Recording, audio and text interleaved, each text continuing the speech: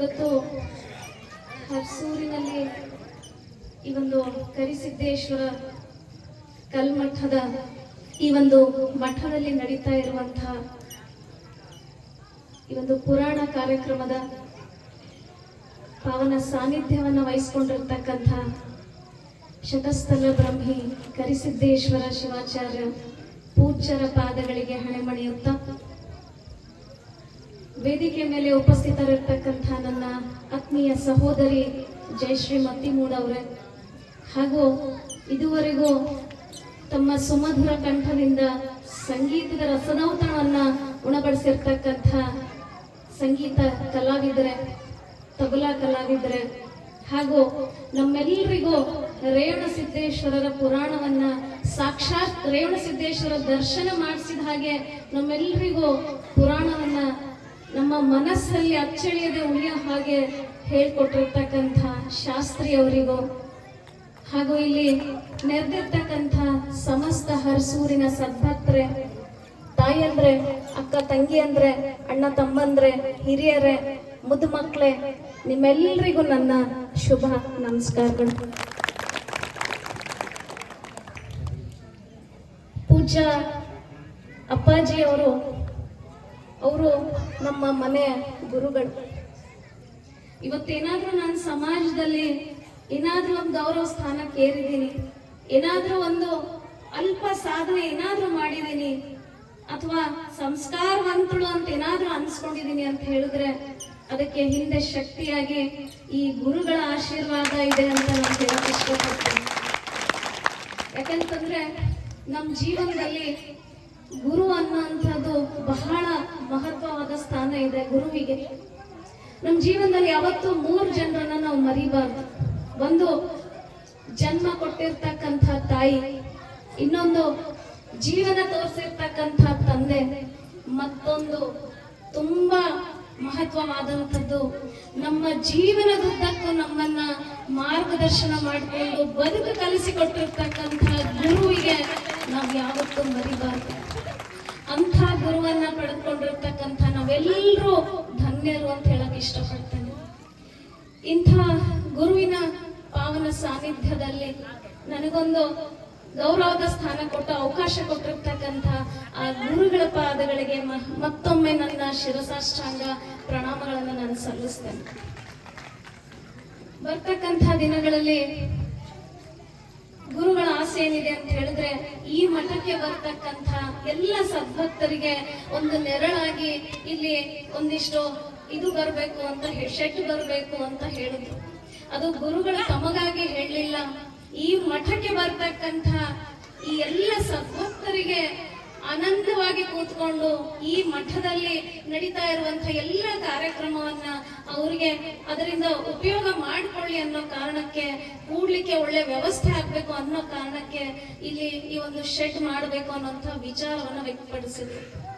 ಗುರುಗಳೇ, ನೀವು ಕೊಟ್ಟಿರೋಂಥ ಭಿಕ್ಷೆ ಇದು. ಇವತ್ತು ನಾವು ಜೀವನದಲ್ಲಿ ಏನಾದ್ರೂ ಉನ್ನತ ಸ್ಥಾನದಲ್ಲಿ ನಡೀತಾ ಇದೀವಿ ಅಂತ ಹೇಳಿದ್ರೆ ಅದು ನಿಮ್ಮ ಆಶೀರ್ವಾದ. ಹಾಗಾಗಿ ತಾವುಗಳು ಏನೇ ಅಪ್ಪಣೆ ಮಾಡಿದ್ರು ತಾವು ಹೇಳೋ ಪ್ರತಿ ಮಾತಿಗೂ ತಲೆಬಾಗಿ ನಾವು ಬದ್ಧರಿದ್ದೀವಿ. ಹಾಗಾಗಿ ತಾವು ಅನ್ಯತಾ ಭಾವಿಸದೆ ತಮ್ಮ ಶಿಷ್ಯರಿಗೆ ತಾವು ಏನ್ ಜವಾಬ್ದಾರಿ ವಹಿಸ್ತಿರೋ ನಾವು ಅದನ್ನ ಶಿರಸ ವಹಿಸಿ ಮಾಡ್ತೇವೆ ಅಂತ ನಾನು ಹೇಳಕ್ ಇಷ್ಟಪಡ್ತೀನಿ. ಇನ್ನು ಇಲ್ಲಿ ಹೆಚ್ಚಿನ ಸಂಖ್ಯೆಯಲ್ಲಿ ತಾಯಂದ್ರು ಸೇರಿದಿರಿ.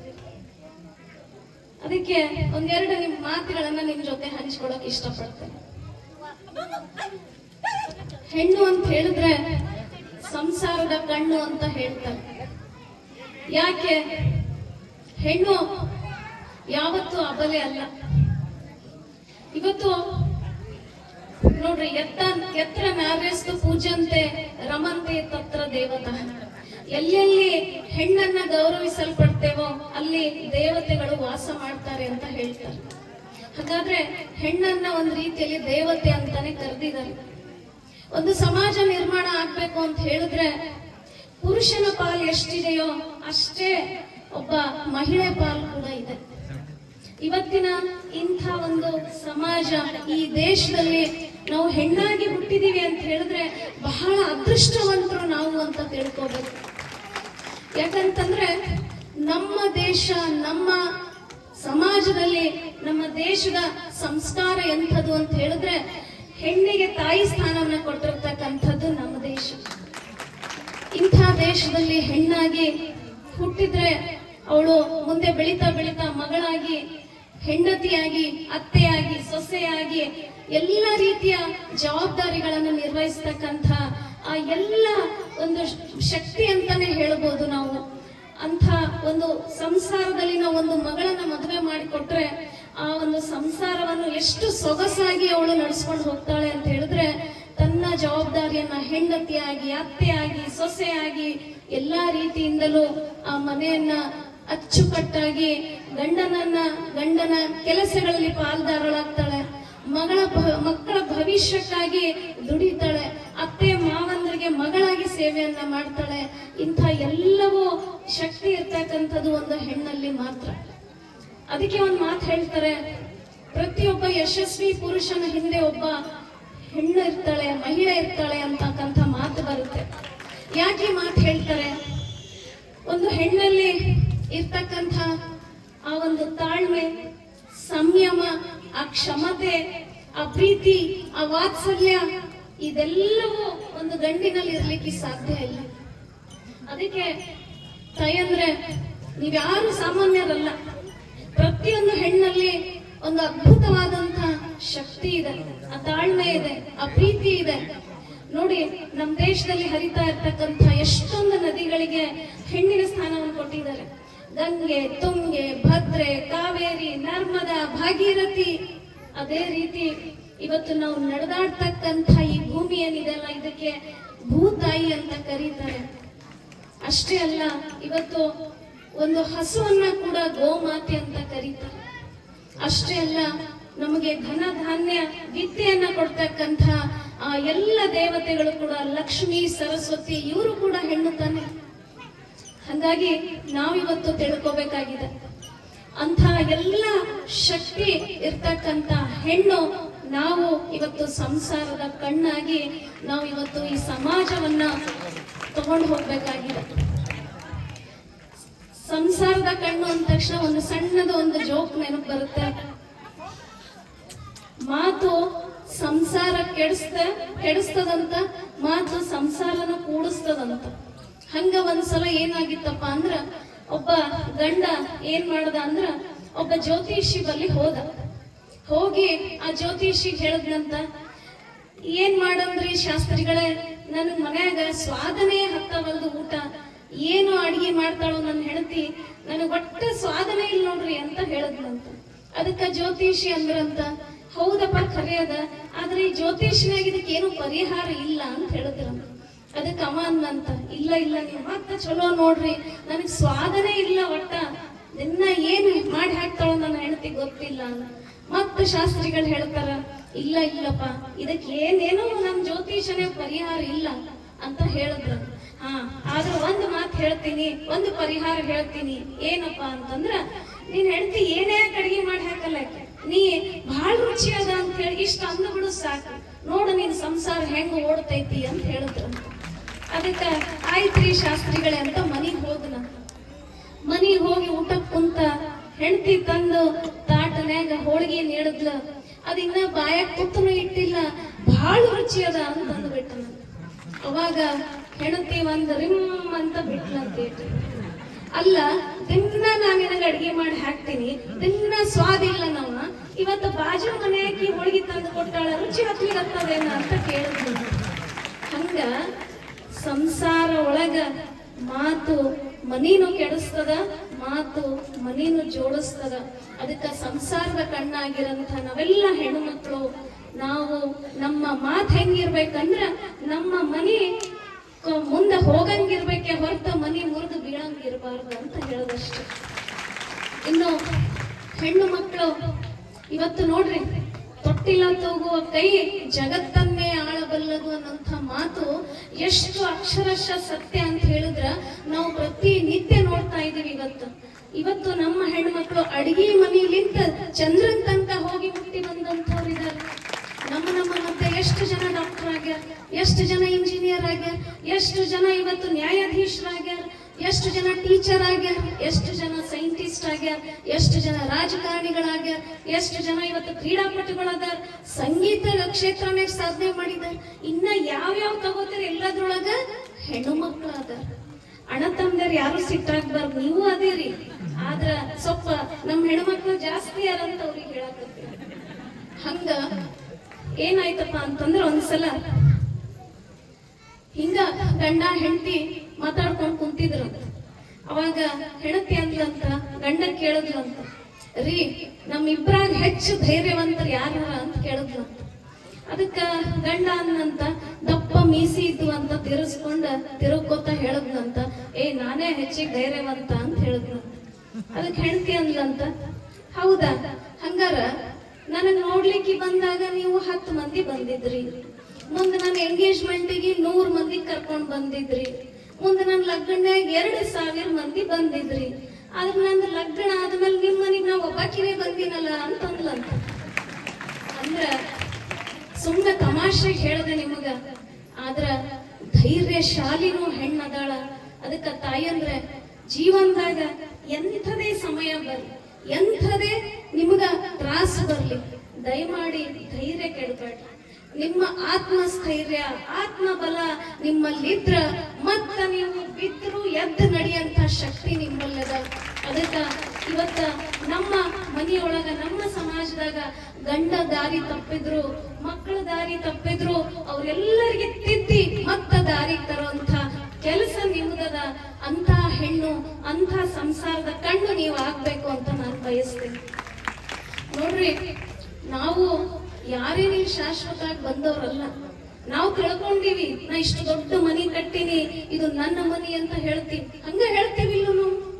ಆದ್ರ ನಾವು ತಿಳ್ಕೊಲಾಗಿವಿ, ಈಗ ಏನ್ ಎಷ್ಟು ದೊಡ್ಡ ಅರಮನಿ ಕಟ್ಟಿದ್ರು ಅದೆಲ್ಲ ನಮ್ದು ಕಿರಾಯಿ ಮನಿನೇ. ಕಿರಾಯಿ ಮನಿ ಯಾರಿಗಂತ ಹೇಳ್ರಿ? ಅಂದ್ರ ಒಂದ್ ದಿವ್ಸ ಬಿಟ್ಟು ಹೋಗ್ಬೇಕು ಅಂತ, ಅದಂತ ಒಂದ್ ದಿವ್ಸ ಬಿಟ್ಟು ಹೋಗಂತ ಮನೆಗೆ ಕಿರಾಯಿ ಮನಿ ಅಂತೀವಿ, ಹೌದಾ? ಹಂಗಾದ್ರೆ ಇದು ನಮ್ಮ ಮನಿ ಹೆಂಗಾಗ್ತದ? ಇದು ಕಿರಾಯಿ ಮನಿನ, ಹೌದಾ? ನಮ್ಮ ಮನಿ ಅಲ್ಲದ ಅದು ನಮ್ಮ ಮನಿ, ಇದು ಕಿರಾಯಿ ಮನಿ. ಅದಕ್ಕ ಬದುಕು 4 ದಿವಸದ ಈ ಬಾಳ ಸಂತೆಯಲ್ಲಿ ಬಂದು ಹೋಗೋರು ನಾವೆಲ್ಲ. ಮ್ಯಾಲ ಕುಂತಾನ ಯಾರು? ಪಾತ್ರ ಸೂತ್ರಧಾರ, ನಾವೆಲ್ಲ ಪಾತ್ರಧಾರಿಗಳು. ನಮ್ಮ ಪಾತ್ರ ಮುಗೀತ, ನಾವು ನಡಿಬೇಕು. ಈಗಿಲ್ ಪುರಾಣ ಮುಗೀತ, ಶಾಸ್ತ್ರಿಗಳು ಮನೆಗೆ ಹೋಗ್ಬೇಕು, ನಾನು ಮನೆಗೆ ಹೋಗ್ಬೇಕು, ನೀವು ಮನೆಗೆ ಹೋಗ್ಬೇಕು. ಹಂಗ ನಮ್ಮ ಜೀವನನೂ ಅಷ್ಟೇ. ಅದಕ್ಕ ನಾವು ತಿಳ್ಕೊಬೇಕಾದದ್ದ, ಈ 4 ದಿನದ ಬಾಳ ಸಂತೆಯಲ್ಲಿ ನಾವು ಬಂದು ಹೋಗೋದ ನಡುವೆ ಏನೈತಲ್ಲ, ನಾವು ಯಾವ ರೀತಿ ಬದುಕ್ತೀವಿ ಅನ್ನೋದು ಬಹಳ ಮುಖ್ಯ.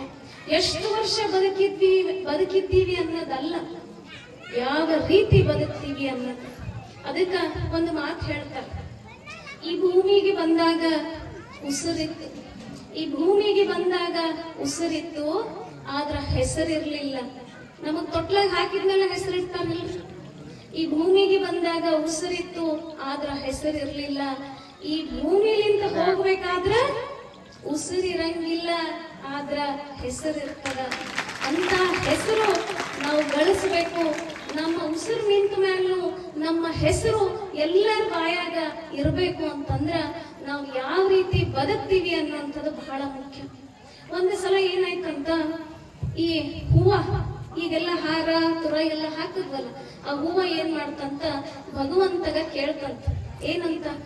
ಅಲ್ಲ ಭಗವಂತ, ನಾನು ನಿನ್ನ ಮುಡಿಗೇರಿ ನಿನ್ನ ಪಾದ ತನಕ ನಿನ್ನ ಸೇವೆ ಮಾಡ್ತೀನಿ, ನಿನ್ ಪೂಜಾ ಪಾಠನ ನಿನ್ ಸೇವೆ ಮಾಡ್ತೀನಿ, ಆದ್ರೆ ನನ್ನ ಸೇವೆ ಮುಗಿದ್ಮೇಲೆ ನನಗ ತೆಗೆದು ತಿಪ್ಪ್ಯಾಗ ಬಿಸಾಕ್ತಾರಲ್ಲ, ಇದೆಂಥ ನ್ಯಾಯ ಅಂತ ಕೇಳ್ತಂತ.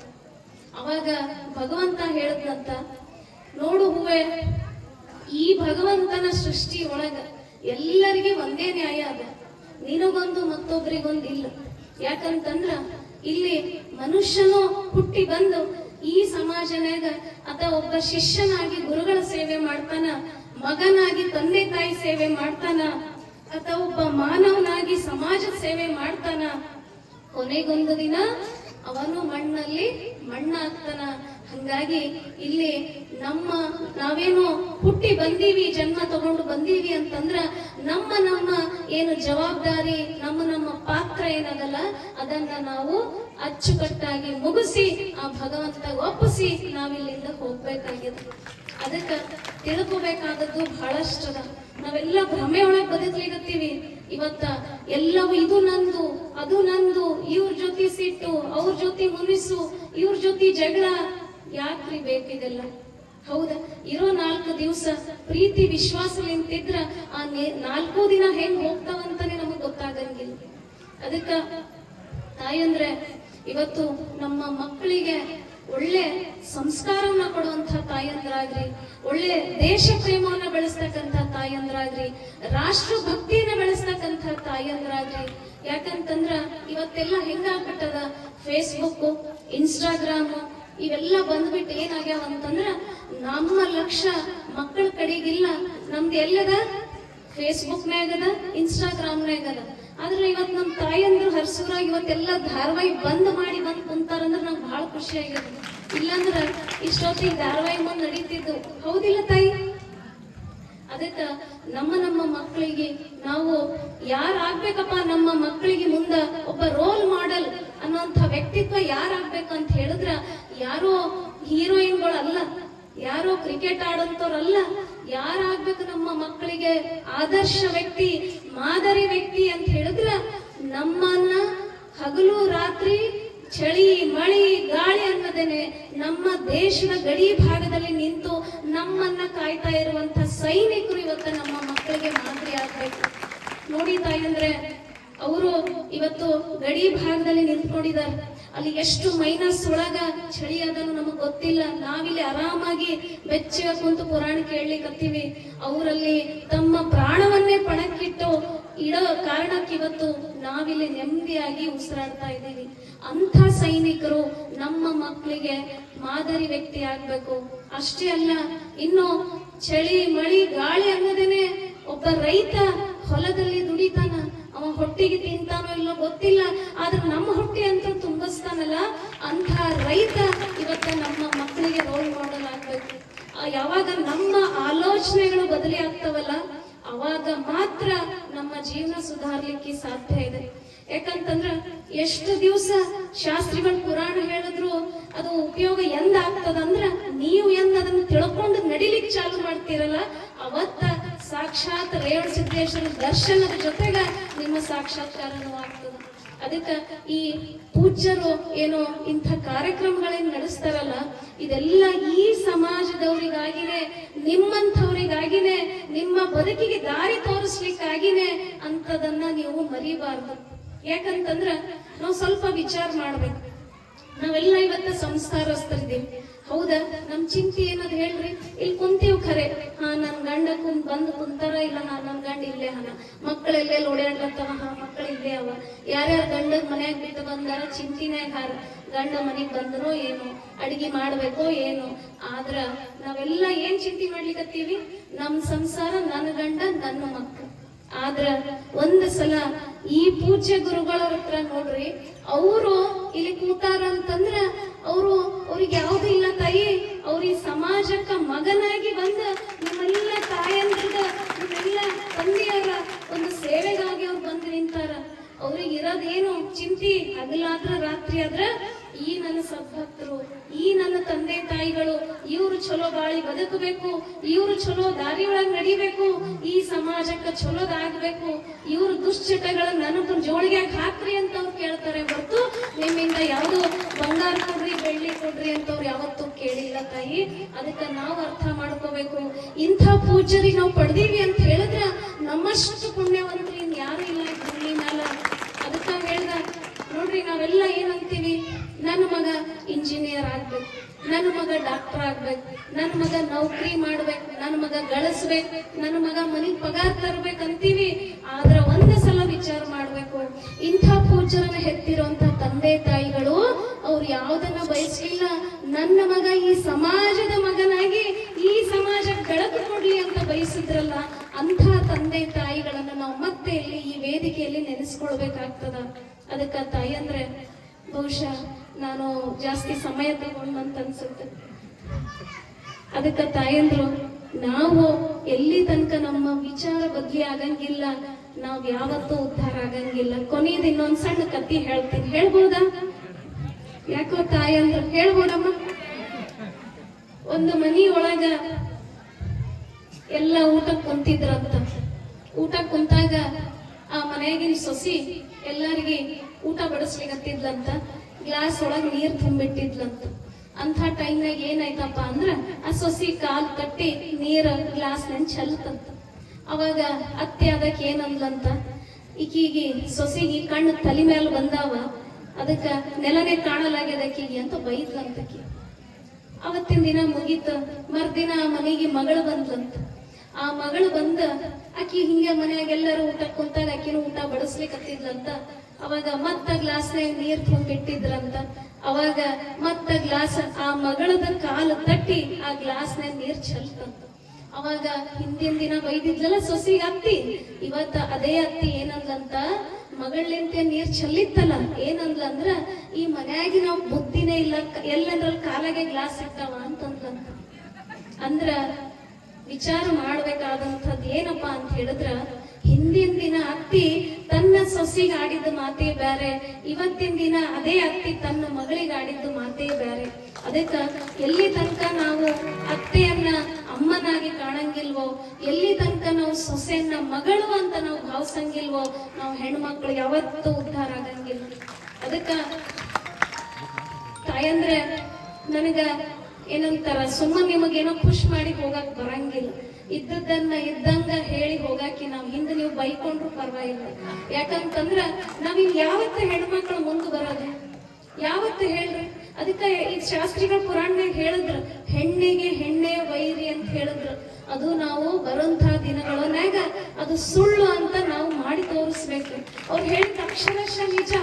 ಯಾಕ ಅಂತಂದ್ರ ಇವತ್ತ ಎಷ್ಟು ಹೆಣ್ಣು ಭ್ರೂಣ ಹತ್ಯೆಗಳು ನಡೆದಾವ ಗೊತ್ತಾ? ಇವತ್ತು ನಾವೊಂದು ಹೆಣ್ಣಾಗಿ ಇನ್ನೊಂದು ಹೆಣ್ಣಿಗೆ ಜನ್ಮ ಕೊಡ್ಲಿಕ್ಕೆ ಹಿಂಸರಿಲಿಕತ್ತೀವಿ.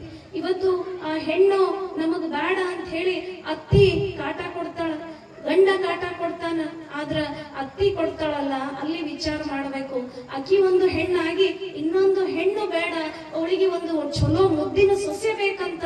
ಆದ್ರ ಇಂಥ ಒಂದು ಹೆಣ್ಣು ಈ ಜಗತ್ತಿಗೆ ಬರೋದು ಬೇಡ ಅಂತಂದ್ರ ಎಷ್ಟು ಅನ್ಯಾಯ ಅಲ್ಲೇ ನಮ್ಮ.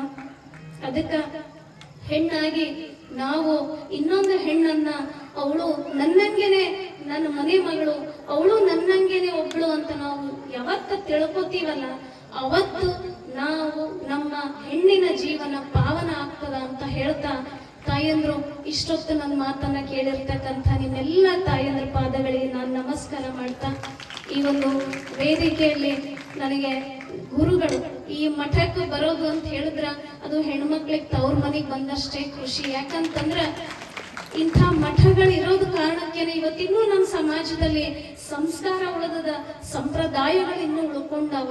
ಇಲ್ಲ ಅಂತಂದ್ರ ಯಾವತ್ತೋ ನಾವೆಲ್ಲ ಈ ಫಾರಿನ್ ಕಲ್ಚರ್ ಒಳಗ ಹೋಗ್ಬಿಟ್ಟಿರ್ತಿದ್ವಿ, ನಮ್ಮ ಬುದ್ಧಿನೂ ಅದೇ ರೀತಿ ಹೊಂಟು ಹೋಗಿರ್ತಿತ್ತು. ಅದಕ್ಕ ಇಂಥ ಮಠಗಳು ಉಳಿದಿರೋ ಕಾರಣಕ್ಕೆ ಇವತ್ತ ನಮ್ಮ ಸಮಾಜದಲ್ಲಿ ಇನ್ನೂ ಸಂಸ್ಕಾರ ಇದೆ, ಸಂಪ್ರದಾಯ ಇದೆ. ಇಂಥ ಪೂಜ್ಯರು ಇರೋ ಕಾರಣಕ್ಕೆ ನಮ್ಮ ದೇಶದ ಇನ್ನೂ ಸುರಕ್ಷಿತವಾಗಿದೆ ಅಂತ ಹೇಳಿದ್ರು ಬಹುಶಃ ತಪ್ಪಾಗ್ಲಿಕ್ಕಿಲ್ಲ. ಯಾಕಂತಂದ್ರ ಇವತ್ತು ನೋಡ್ರಿ ಎಷ್ಟು ದೇಶಗಳು ದಿವಾಳಿ ಎದ್ದವ, ಏನೇನ್ ಪರಿಸ್ಥಿತಿ ನಡೆದ ಬೇರೆ ಬೇರೆ ದೇಶನಾಗ.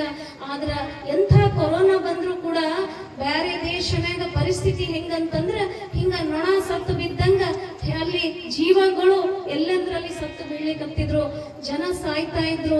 ಆದ್ರ ಅಂಥ ಟೈಮ್ನಾಗೂ ನಮ್ಮ ದೇಶದಲ್ಲಿ ನಮ್ಮ ಜನ ಇನ್ನೂ ಸುರಕ್ಷಿತವಾಗಿದ್ರು ಅಂತ ಹೇಳಿದ್ರ ಅದಕ್ಕೆ ಕಾರಣ ಏನಪ್ಪಾ ಅಂತ ಹೇಳಿದ್ರ ಇಂಥ ಪೂಜ್ಯರು, ಇಂಥ ಗುರುಗಳ ಅವರ ಜಪ ತಪ ತಪಸ್ಸು, ಅವರ ಧ್ಯಾನ ಪೂಜಾ, ಅದೇ ನಮ್ಮನ್ನ ಕಾಯ್ದಿರ್ತಕ್ಕಂಥದ್ದು.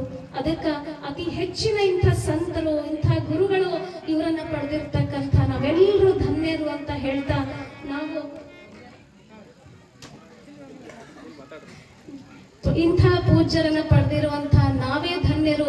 ಅದಕ್ಕ ಇದ್ದಾಗ ಅದನ್ನ ಪ್ರೀತಿಸಿ, ಇದ್ದಾಗ ಅದನ್ನ ಗೌರವಿಸಿ, ಇದ್ದಾಗ ಅದನ್ನ ಉಳಿಸ್ಕೊಂಡು ಹೋಗ್ತಕ್ಕಂಥ ಜವಾಬ್ದಾರಿ ನಮ್ಮ ಮೇಲದ.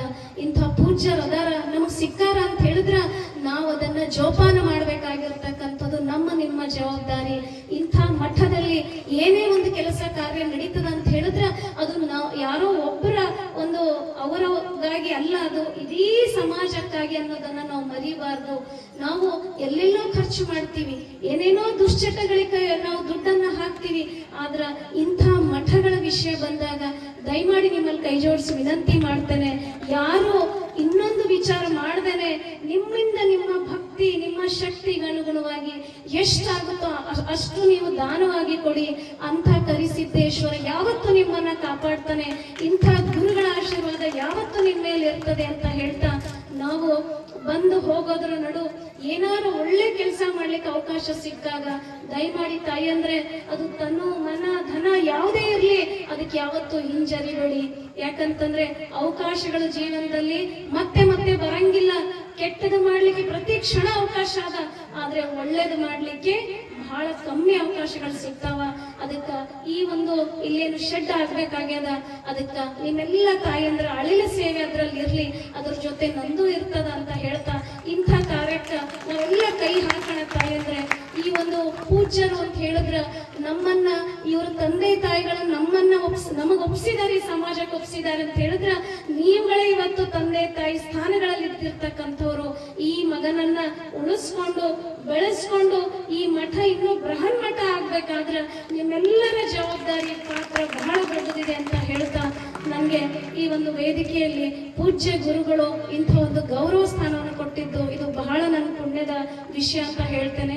ಅದೇ ರೀತಿ ಮಂಗ್ಲ ಅಕ್ಕವರು ಫೋನ್ ಮಾಡಿ ಹೇಳಿದ್ರು, ಅಪ್ಪ ಅವರು ನಿಮ್ಗ ಈ ಒಂದು ಕಾರ್ಯಕ್ರಮಕ್ಕೆ ಕರಿಬೇಕು ಅಂತ ಅನ್ಲಿಗತ್ತಾರ ಅಂದಾಗ ನಾ ಅನ್ಕೊಂಡ ನಂದು ಜೀವನ ಪಾವನ ಆಯ್ತು.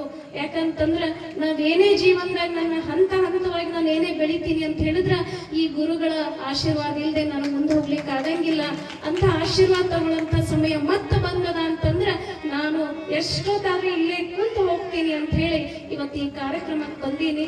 ಇಂಥ ಒಂದು ಅವಕಾಶವನ್ನ ಮಾಡಿಕೊಟ್ಟಿರ್ತಕ್ಕಂಥ ಪರಮ ಪೂಜ್ಯರ ಪಾದಗಳಿಗೆ ಮತ್ತೊಮ್ಮೆ ವಂದಿಸ್ತಾ ಈ ಒಂದು ಸದ್ಭಕ್ತ ನಿಮ್ಮೆಲ್ಲರಿಗೆ ಮತ್ತೊಮ್ಮೆ ಮಗದೊಮ್ಮೆ ಧನ್ಯವಾದಗಳನ್ನ ಹೇಳ್ತಾ, ಸಂಗೀತಕಾರರು, ಪುರಾಣ ಹೇಳ್ಕೊಟ್ಟಿರ್ತಕ್ಕಂಥ ಶಾಸ್ತ್ರಿಗಳು, ತಬಲಾಕಾರರು ನಿಮ್ಮೆಲ್ಲರಿಗೂ ಮತ್ತೊಮ್ಮೆ ಮಗದೊಮ್ಮೆ ಧನ್ಯವಾದಗಳನ್ನ ಹೇಳ್ತಾ, ಆ ಕರಿಸಿದ್ದೇಶ್ವರನ ಕೃಪೆ ನಿಮ್ಮೆಲ್ಲರ ಮೇಲೆ ಇರಲಿ, ಈ ಪೂಜ್ಯರ ಆಶೀರ್ವಾದ ನಿಮ್ಮೆಲ್ಲರ ಮೇಲೆ ಇರಲಿ.